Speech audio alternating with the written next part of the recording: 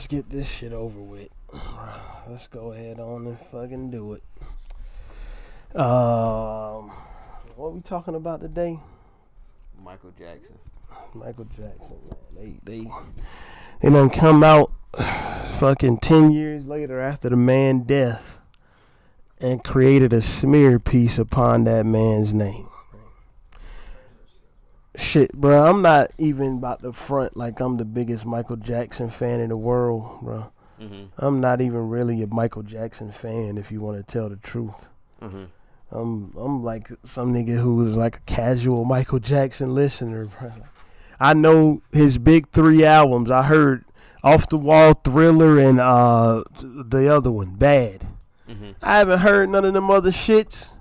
I heard I heard the songs, the singles, whatever was played on TV, but not the fucking full thing. So I'm not somebody who was just ready to jump out the window defending dude. Yeah, I feel you on that one. I don't even think I heard a Michael Jackson album all the way through. But my nigga, after seeing the fucking bullshit that I saw come across in this documentary, I don't know what to say about these dudes. I think we ain't even recording no more. We recording. Is it? Yeah. I can't see. Forward. Oh yeah, there it is. Go ahead. What was you saying? You say something. I gotta get my thoughts together. You took notes. Yeah. So I was gonna start off talking about that dude, the first guy, James. He said he was molested at the age of around like 10 or 9 by Michael Jackson, and he was like, he lied to his mom and the grand jury about it because he was like scared type joint. So, and now he 30 years old, and all of a sudden now he's saying he came back, like he want to come out now and say that Michael Jackson molested him. All right, so let's get into it, man. Let's get into the bullshit factory that we saw be broadcast on HBO, right? Mm-hmm. We got these 2 dudes. The number one, when you sit up there and you tell the story that they told was too fucking similar for it to sound like the truth to me. Yeah, it seemed kind of rehearsed to me. It didn't seem like it was anything that you had to like really recollect, you know? Mm-hmm. It seemed rehearsed, and on top of it seeming rehearsed, it just seemed like they was almost telling the exact same thing. The backstory was different because they came from different places, but when it came to their interactions with him, with Michael Jackson, it seems like they were telling the exact same story, almost beat for beat, down to what he was doing to them. Mm-hmm. And excuse me, the easiest way to get away with lying or to make a lie sound believable is when you mix it in with the truth. You see, a lot of the shit Michael Jackson was pulling was in the public eye. Mm-hmm. People knew that he was doing this bullshit, and the shit that he shouldn't have been doing, but shit that he was. People already look at him and say he was so naive, he might not have known that he was being looked at funny about it. Mm-hmm. Right?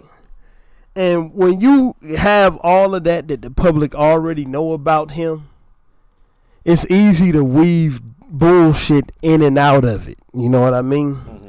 And it looked like that's what they were doing to me. Like, we already know Michael Jackson's affinity for young kids because by all accounts, he never really had a childhood. Shit, he been a superstar since he was fucking 5 or 6 or 7 years old or something like that.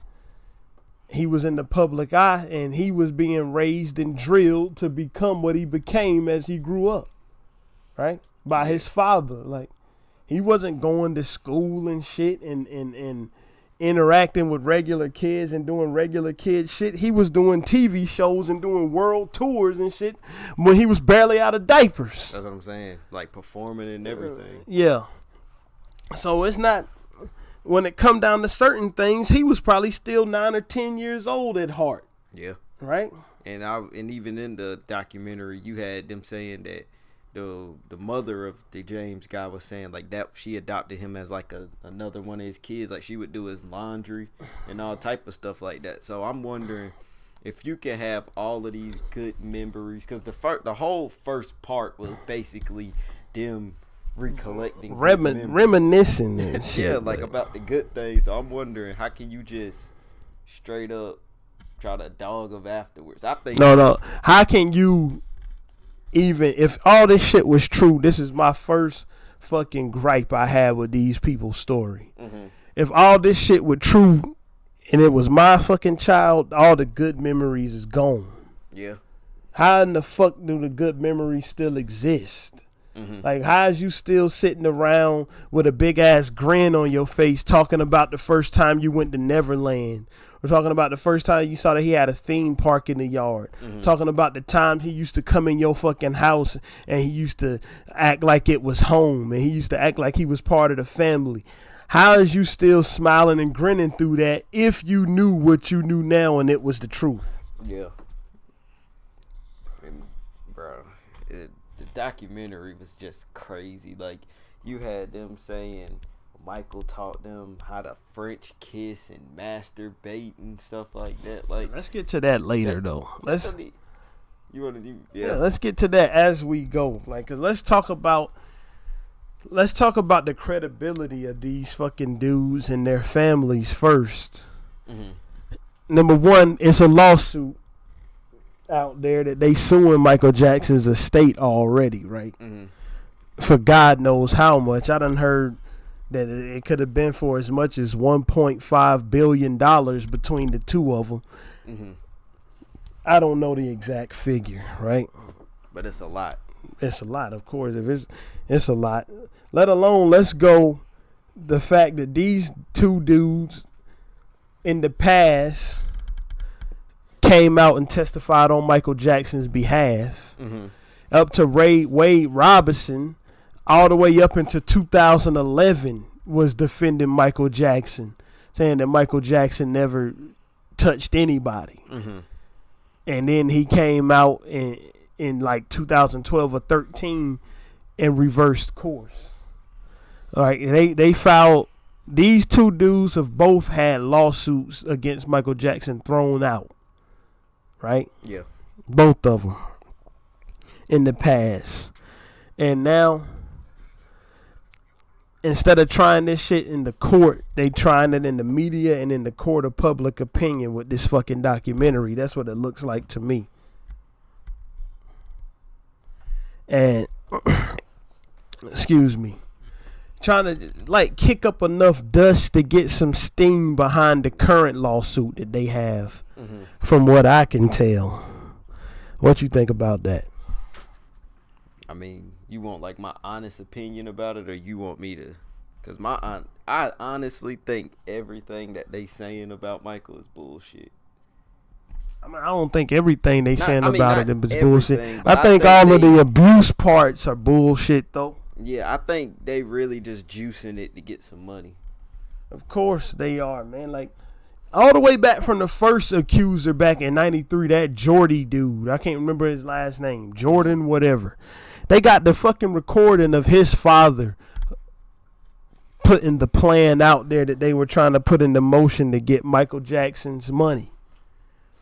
But see, even if, I'm wondering, why would you lie under oath? Like, I mean, and then he's talking about he went through some breakdowns and decided to open up to his therapist about it. Like, man, like if it really took you 20-something years to figure out you wanted to tell this.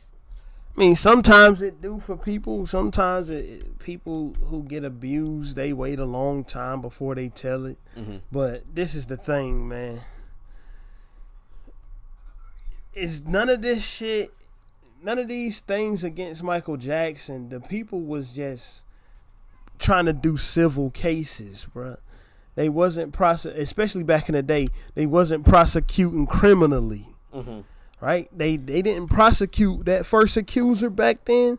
They didn't prosecute Michael Jackson criminally. They took a civil case out on him because if you do a criminal case, you don't get paid. Yeah. Civil cases is when you're suing people. And you getting money.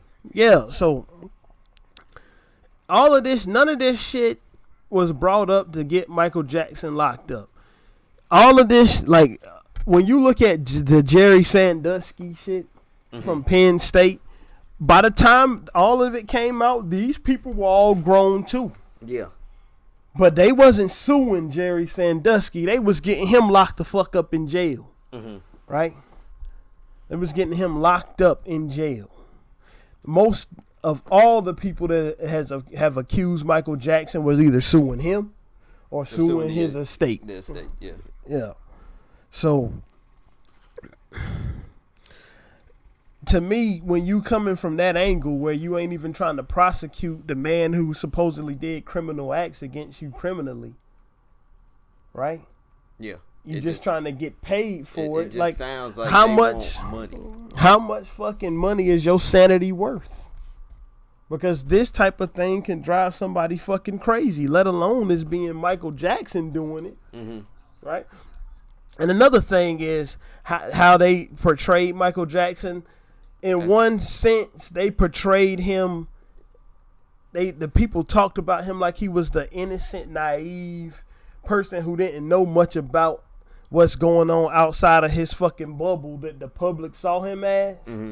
They portrayed him as that, and then out the other side of their mouth portrayed him as some like fucking criminal mastermind that's fucking running a child sex ring that the police just can't seem to bust up. Because every time he went to court for this shit, it got threw out to the bushes. So how are both of those things existing? How was you sitting up there saying this motherfucking dude don't even know how to do laundry, wash or fold clothes, and he don't know nothing about the simple facts of life, but at the other time he's some fucking mastermind that's able to do all of the shit that he did to kids and keep from being prosecuted or keep from being sued. And then in the documentary, it was or not keep from being sued, but keep from paying out. He only paid out that one person he settled with in the 90s. And then he said that his lawyers advised him it was going to cost him more to keep fighting that bitch. But even looking at that documentary, it's, just like in the part where they was talking about Hawaii, right? Yeah. And he let him do the interview. If Michael Jackson didn't let people do interviews on him, it was even crazy how they was chopping up that interview where he said my favorite part of being here was with you, and they chopped out the rest of what he said. Yeah, they chopped out the and your family part. Yeah, and because in the documentary they had him portraying that trip as if Michael Jackson was using that trip to separate him from his family and had him separate from the rest of the people in his family, and that was when he started really, really trying to up the fucking indoctrination of the little child, according to this dude, but they didn't fucking play the rest of it. Another thing about it is this: the fucking director is a shitmonger because he when you go from the HBO copy to the BBC copy, they chopped off 20 to 30 minutes of it. They chopped off almost 30 minutes of the documentary before they re-aired it in Britain. Right? And what are you hiding that you chopping the shit up like that? That's what I'm saying. So all of it is on the HBO. Yeah, the HBO was the full original cut, and then the one on BBC is the one that was chopped. So why? I'm wondering. That's the question. Why are you chopping it? Like, I don't know. Let alone chopping off that fucking much of it. I don't know. That's a question we gotta ask the fucking dude who directed it. I can't remember his name at the current time. Jimmy Safe Chuck, and what's the other name? Other dude name? Wade Robson. Right. It seemed like, especially with this Wade Robson dude and this Jimmy Safe Chuck dude, is that Wade Robson, he had a career that exploded as a choreographer and fucking a producer for like boy bands and shit. And it seemed when that boy band bubble popped is when his ass came crawling out the weeds. Yeah, and it seemed like the money stopped flowing. Yeah, and it seemed like when that fucking Jimmy Safe Chuck fucker didn't get his way to become a major filmmaker, because you remember in the documentary he keep talking about how he gonna be a fucking director, and Michael Jackson allegedly said he was gonna help him become a director, and he just. I never seen no film that nigga directed. Shit, neither have I. And it seemed like that might be his fucking motivation of why this is happening. Any other thoughts on that aspect of it? Man, even I was looking at it and I was picking up on some of, like, you know how you would see them talking about it, and I think like you would see them lip biting and stuff, right? And that proves to like something can be like, it's like a bad event happening or like a negative thought or like concerning. Yeah. And I think most of that shit was forced because it just looked forced. Like I was watching them talk and the way that they cutting their eyes to the side and looking, and I feel like they was trying to look like this shit was just so painful. Yeah, like the part that looked the most forced to me is when the nigga was fucking hands was shaking when he was showing the rings and shit. The rings, that how in the fuck can you even prove that Michael Jackson gave you that?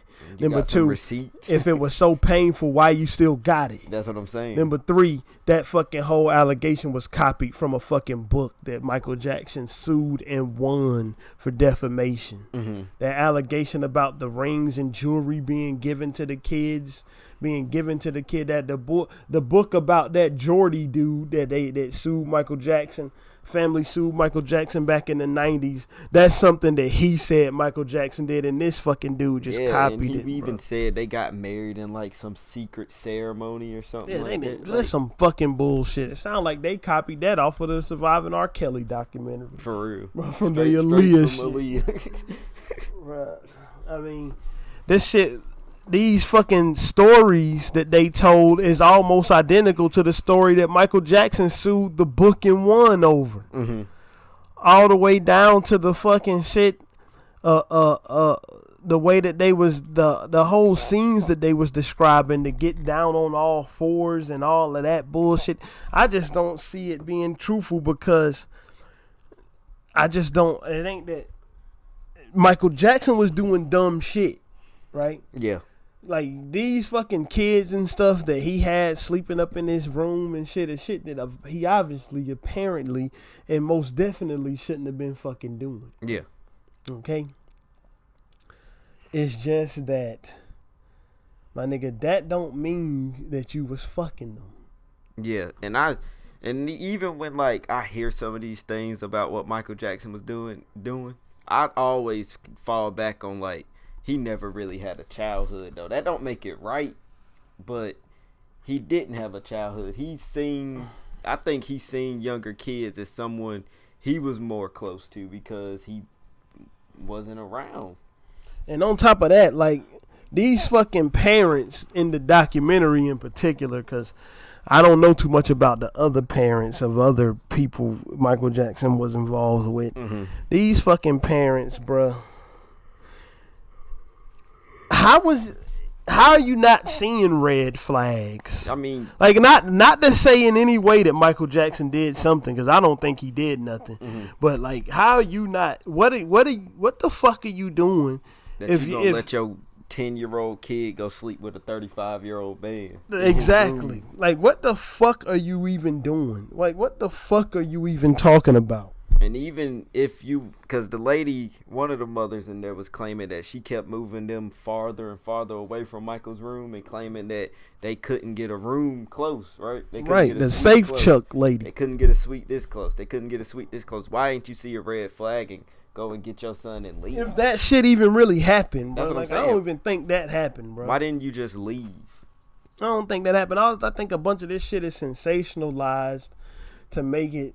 Like, it's like I said, it's lies woven in with the truth. You can prove that the nigga was there. You can prove that he was on the tour. You can prove that he was dancing on the stage.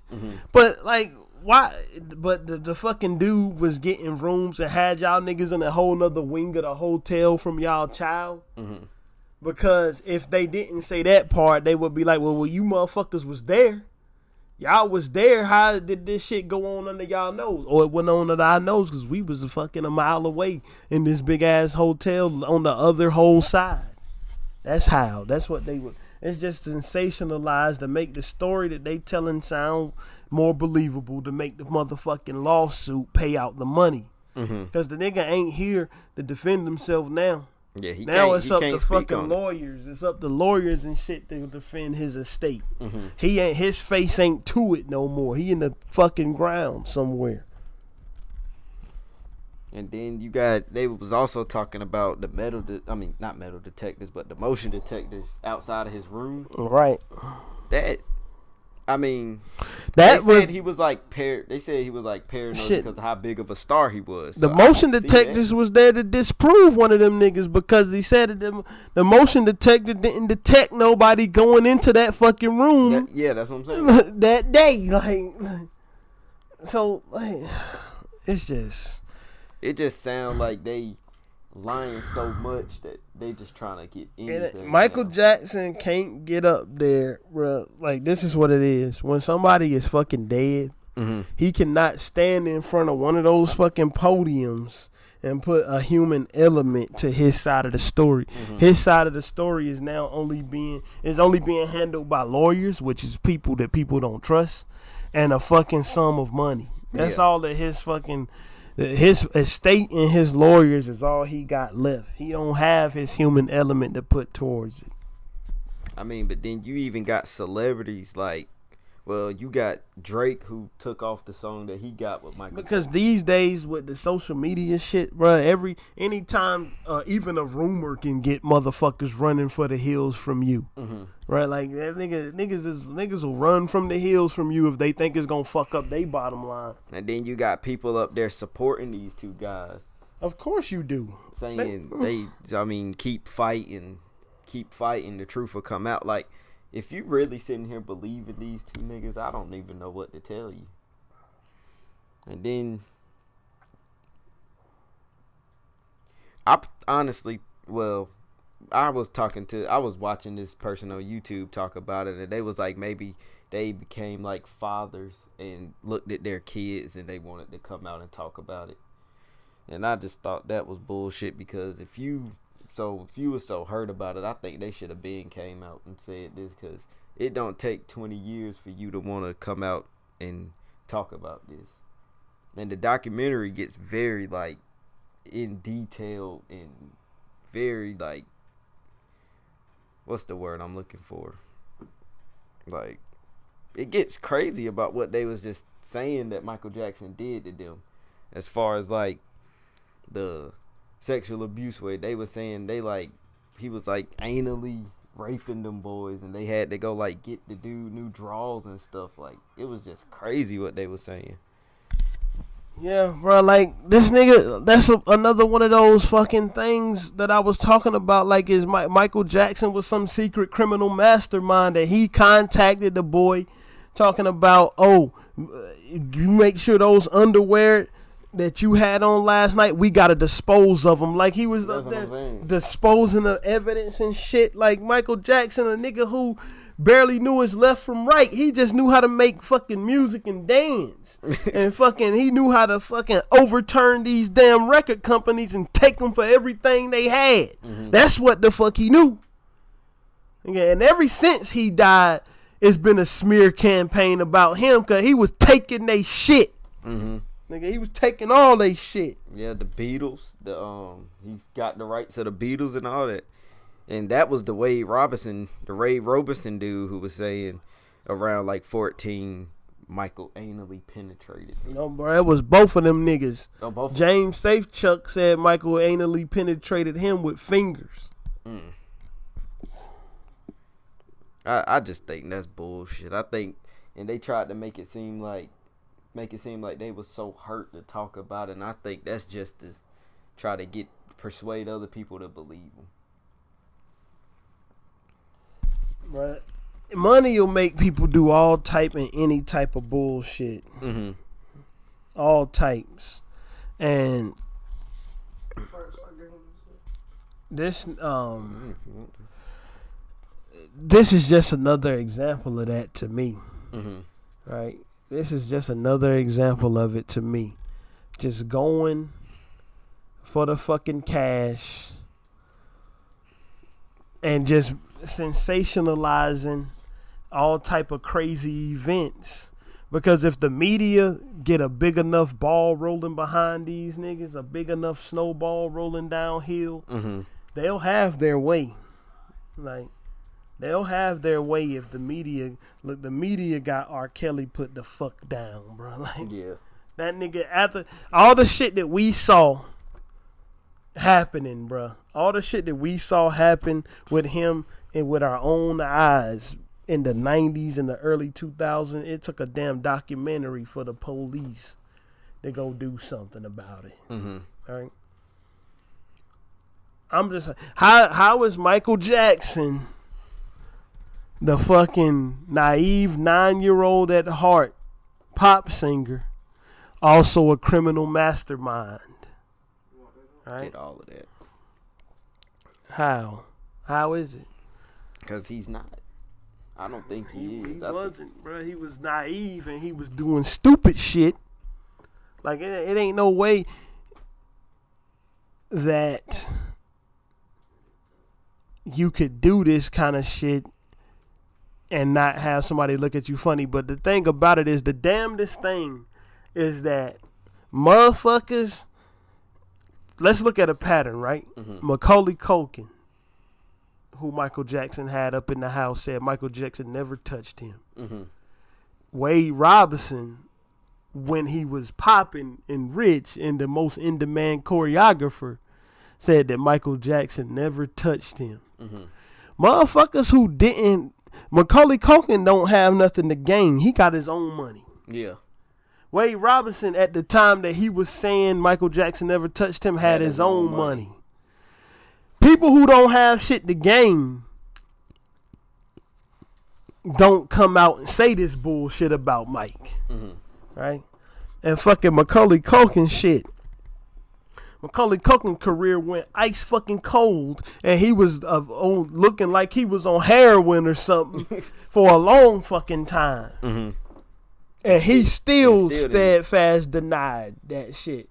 Lisa Marie Presley, who was in a bitter divorce with Michael Jackson and smearing him in every other way.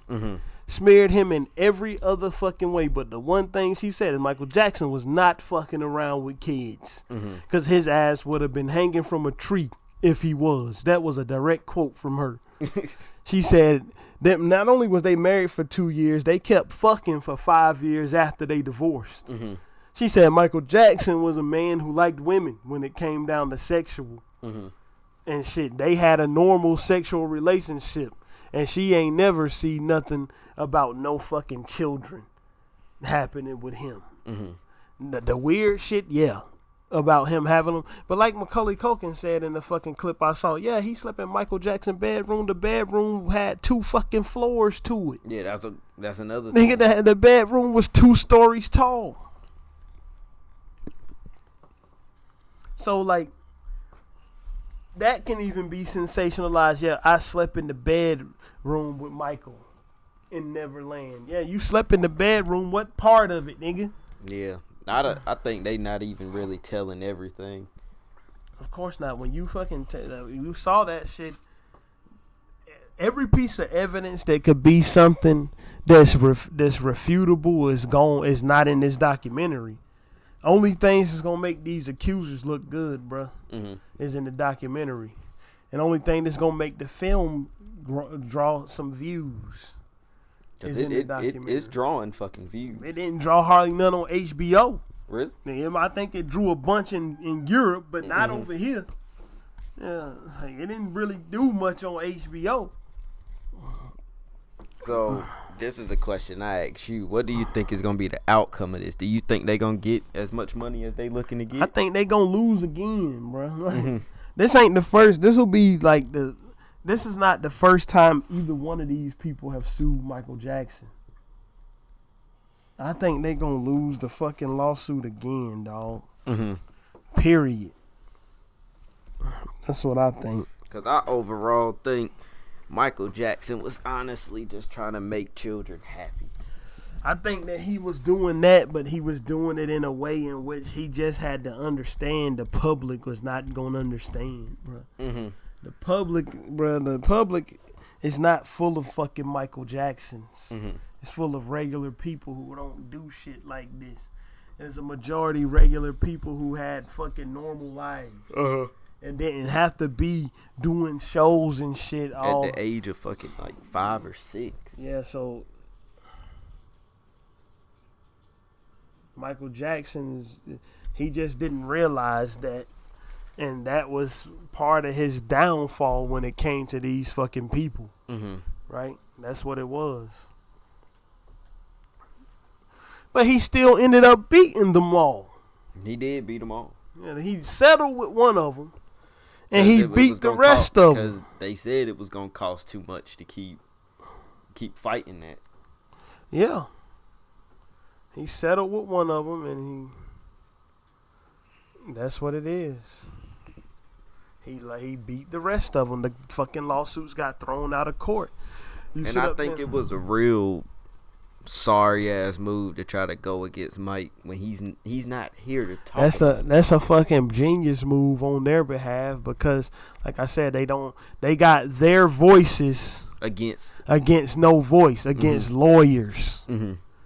Like, they don't got Michael Jackson standing up there. Michael Jackson at this point would be 60 something years old. They don't have an old frail man to stand up there and talk about this shit, bro. Mm-hmm. They don't have that no more.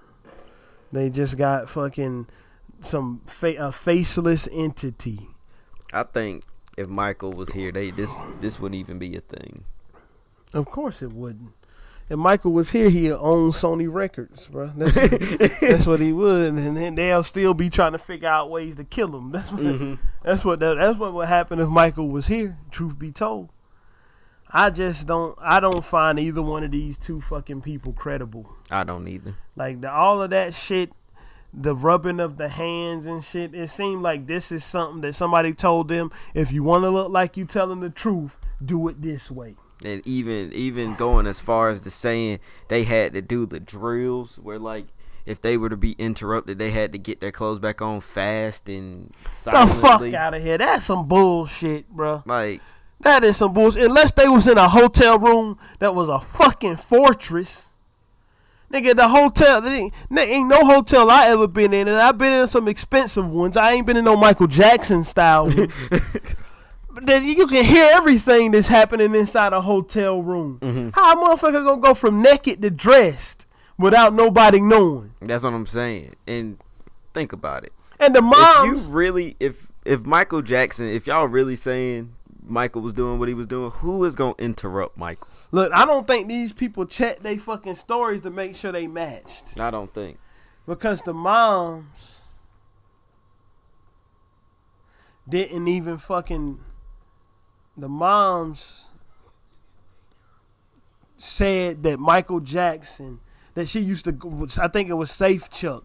One of those two moms said they used to go up to the hotel room and listen on the door. Oh, yeah. No, was it the Australian lady who said that? I think that was Safe Chuck's mom. It said they used to listen on the door. She used to go up and listen to see if she could hear anything. Said that she used to hear them watching movies and shit, But the dude said that Michael Jackson used to be fucking him all night. Mm-hmm. So what one was it? Was it movies being played, and she heard them in there talking and eating popcorn and shit, or was Michael Jackson fucking molesting this boy? And I don't even think they checked it. That's probably what they cut out of the Britain one. I don't know what they cut out of it, but I know they did cut some shit out of it. Mm-hmm. I just think this is a bunch of bullshit, honestly. I don't think it's not gonna get very far. Oh man, it's gotten far enough to make a fucking movie, and that's all they needed, because now they got motherfuckers out there in the media and in the TMZ and in this and that fucking talking about it. It's all over the place. Mm-hmm. When it comes, like, the movie might not have drew a bunch of eyes, but it drew enough attention from people who could spread awareness about it. Mm-hmm. That's what it did, bro. So, I just don't. I don't think that. I think that it's all a ploy to get the fucking lawsuit paid out. That's what I think in conclusion. I don't really got no more thoughts on them. I think the two motherfuckers are fucking liars. Me too. And they ain't telling no truths. They not, bro. I think even if they do win and they get all this money, I think this money still gonna eat them alive. I think this is gonna eat them alive. I mean, if they win and get the money, they would have gotten what they wanted, and then after that, you would have to. I mean, shit, it ain't like you gonna drain Michael Jackson's money. Like his fucking catalog is gonna continue making money for the rest of everybody's life. Mm-hmm. Nigga, he might have the most iconic catalog, my nigga. He got the most fucking commercially successful catalog. That's one thing he do got. Yeah. Shit, damn, Thriller sold 27 million copies just in America. It might have sold 30 million just in America. Mm-hmm. Like, I think Thriller is the highest selling album of all time, bro. Like, and this is when niggas had to actually physically go buy the records. Like, this ain't digital. Niggas couldn't just fucking stream it and get some plays, bro. Like, they really was going and buying this album. But like after all, my conclusion of it is I think they fucking liars, and I really ain't got much else to say about it. Neither do I. But if something else come about it, it's gonna be on the next episode. Yeah, Definitely. man. So next, what do we get to? Independent artists. Who you want? Who's up first? City Pyramids. City Pyramids. The Worryless album. Worryless. Produced by City Pyramids. Yeah, man, 13 minutes long, man. That junk is crazy because, like I always say about short albums, you give yourself such a little room to fuck up. Mm-hmm. And to me, City Pyramids hit everything on point. Yep. Because I don't know if rappers came to him or if he handpicked them. Mm-hmm. But he picked niggas that didn't waste his time or his beats. Yeah. Bruh. Like, because there's only really 4 tracks. And then it's a remix to Still Tipping. Mm-hmm. Right? So, like, I was like, shit, it's already over when I got to the outro. That's what I'm saying. I forgot that this shit was only that short, man. Like, I got to the outro in record time. But, like, the production on this shit is just crazy. It's all of it is that. It's that hazy, laid-back type of production that I enjoyed. It just put you in a calm mood, my nigga. Put you in a calm mood. And I think in the song that we reviewed last week, that fucking Flapjack hit us with the first quadruple entendre that I ever heard. Nigga, he said he come through with big L's and puns too. Big L's, like Big L and big pun, like paying homage. That's 1. Mm-hmm. That's 2, because you got 1 and 2. Big L is 1 entendre, big pun is another one. Mm-hmm. A double entendre, big L, big blunts, a big L. Like, and the pun, what's a pun? The pun is that play on words. Mm-hmm. When you have one word meaning 2 different things. Like if I'm talking about Chance the Rapper and I say this is the last chance I'm gonna give him, pun intended.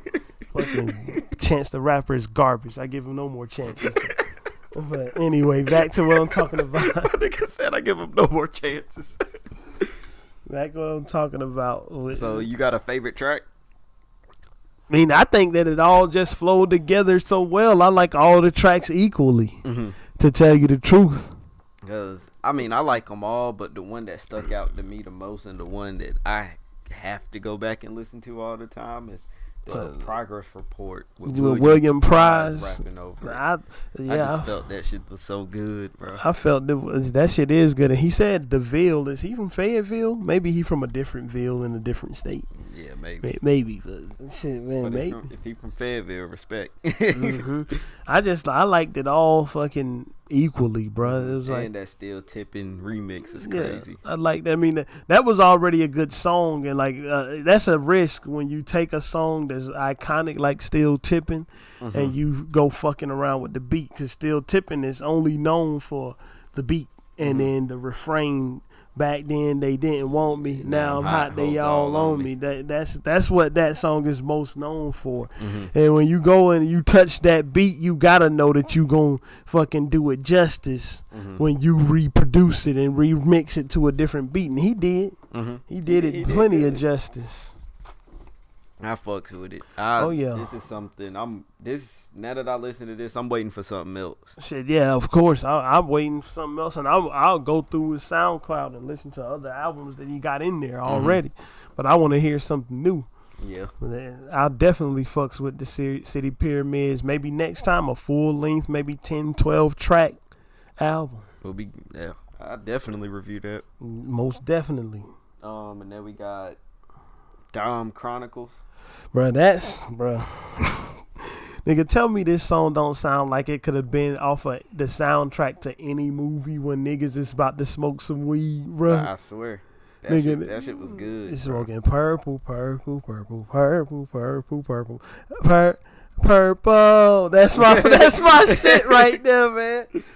Like Chronicles, like anytime when I hear a track and I can start envisioning fucking movie scenes to it, they've done a good job making it, bro. Like they've done a good job making it.